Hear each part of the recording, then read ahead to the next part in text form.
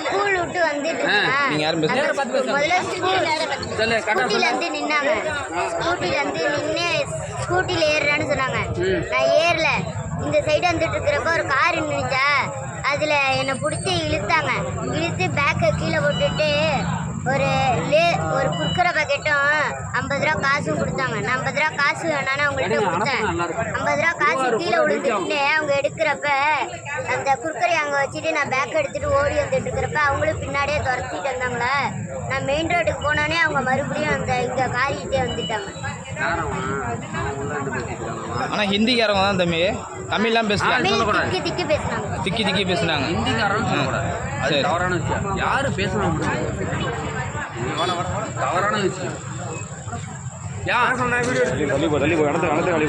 எல்லாருக்கும் அனுப்ப